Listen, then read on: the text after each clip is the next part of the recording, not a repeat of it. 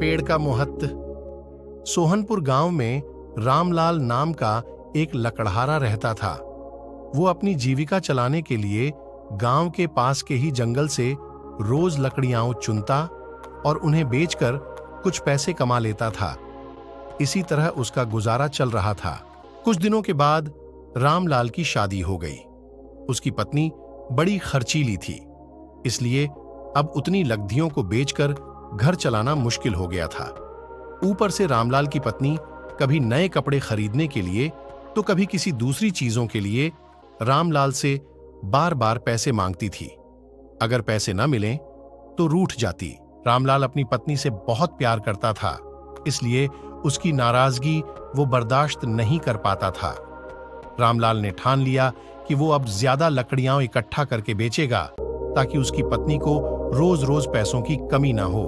पत्नी की इच्छा पूरी करने के लिए आज रामलाल घने जंगल तक चला गया और बहुत सारी लकड़ियां चुनकर बाजार में बेच दी। ज्यादा लकड़ियों के ज्यादा पैसे मिले तो खुश होकर रामलाल ने सारे पैसे अपनी पत्नी को दे दिए। अब रोज रामलाल ऐसा ही करने लगा। देखते ही देखते उसके मन में लालच इतना बढ़ गया कि उसने धीरे धीरे पेड़ काटना भी शुरू कर दिया। पेड़ काटने से और ज्यादा लकड़ियां हो जाती थीं और उसे अधिक दाम मिलने लगे। लकड़हारा हर हफ्ते एक पेड़ काटता और लकड़ियां बेचकर मिलने वाले पैसों से अपनी पत्नी के शौक पूरे करता। अब पैसे ज्यादा आ रहे थे तो घर भी अच्छे से चल रहा था। धीरे धीरे रामलाल ने पैसों को जुए में लगाना शुरू कर दिया। जुआ खेलने की लत ऐसी लगी कि रामलाल एक मोटी रकम इसमें हार गया। अब इस रकम को चुकाने के लिए रामलाल ने एक दो मोटे मोटे पेड़ काटने का फैसला लिया।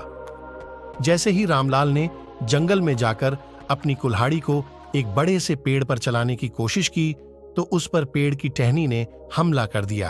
रामलाल चौंक गया। फिर उसे पेड़ की एक टहनी ने लपेट लिया। रामलाल कुछ समझ नहीं पाया कि यह सब क्या हो रहा है। तभी पेड़ से आवाज आई, मूर्ख, तू अपने लालच के चक्कर में मुझे काट रहा है। तू सारे पैसे जुए में लुटा देता है और फिर पैसे लौटाने के लिए पेड़ काटने आ जाता है।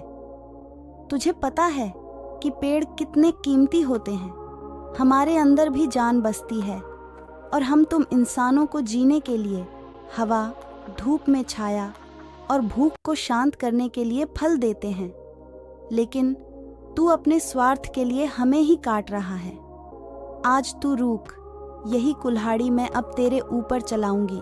पेड़ की टहनी कुल्हाड़ी से रामलाल पर वार करने ही वाली थी कि वह गिड़गिड़ाने लगा।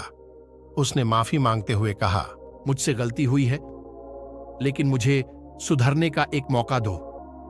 अगर आप मुझे मार दोगे तो मेरी पत्नी का क्या होगा? वो अकेली पड़ जाएगी।